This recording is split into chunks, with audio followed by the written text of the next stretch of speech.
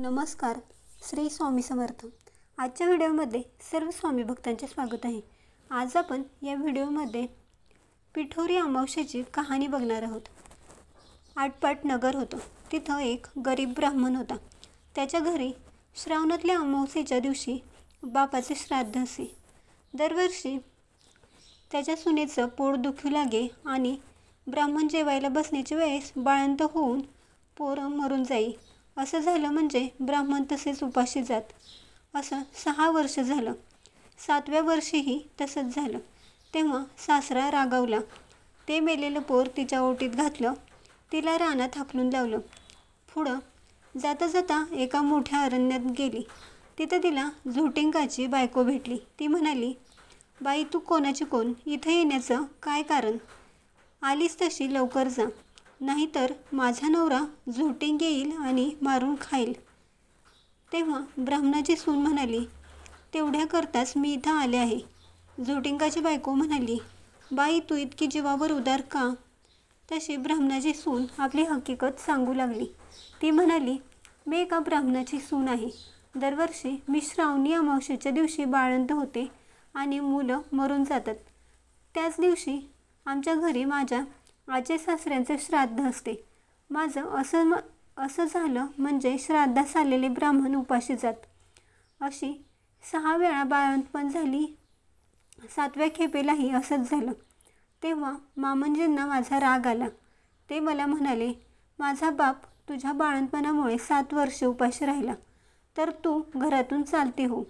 असं म्हणून हे मेलेलं मूल माझ्या ओटीत घातलं आणि मला घालवून दिलं. नंतर मी इथे आले. आता मला जगून तरी काय करायचं आहे?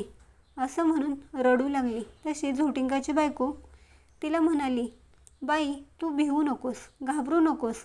अशी थोडी पुढे जा. तिथं एक झाडावर बसून राहा. रात्री नागकन्या, देवकन्या, 7 अप्सरा बरोबर घेऊन तिथं पूजेला येतील. पूजा झाल्यावर खीरपुरीचा नैवेद्य दाखवतील आणि अतिथी कोण आहे म्हणून विचारतील. असं विचारल्यावर मी आहे म्हणून म्हण. त्या तुला पाहतील. कोण कुठची म्हणून चौकशी करतील. तेव्हा तू सगळी हकीकत त्यांना सांग.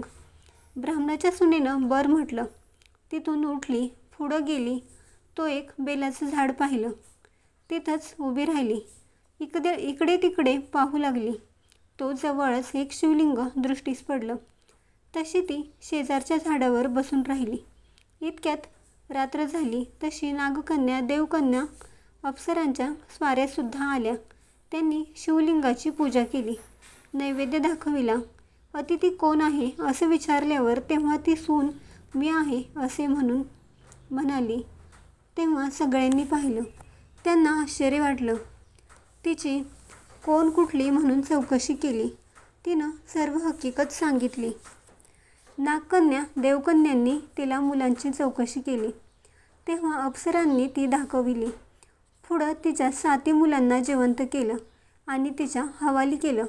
पुढं हे व्रत तिला सांगितलं. 64 योगिनींची पूजा करायला सांगितली आणि मृत्यूलोकी हे व्रत करायला सांगितलं. हे व्रत केलं म्हणजे मुलं बाळ दगावत नाहीत, सुखासमाधानात राहतात. पुढं ती त्यांना नमस्कार करून निघाली. ती आपल्या गावात आली. लोकांनी तिला पाहिले. ब्राह्मणाला जाऊन सांगितले, भटजी तुमची सून घरी येत आहे. त्याला ते खोटं वाटलं. अर्धघटकेनं पाहू लागला. तो मुलं बाळ दृष्टीस पडू लागली. पाठीमागून सुनेला येताना पाहिलं. तसा उठला, घरात गेला. मुठभर तांदूळ सुनेवरून आणि मुलांवरून ओवाळून टाकून दिले. हातपाय धुवून घरात आला. सर्व हकीकत सुनेला विचारली. तिनं सारी हकीकत सांगितली. पुढं सर्वांना आनंद झाला आणि मुलांनासुद्धा सुखाने ती नांदू लागली. तुम्हाला कहाणी कशी वाटली कमेंट्स करून नक्की सांगा. व्हिडिओ आवडला असेल तर लाईक, शेअर आणि सबस्क्राईब करा.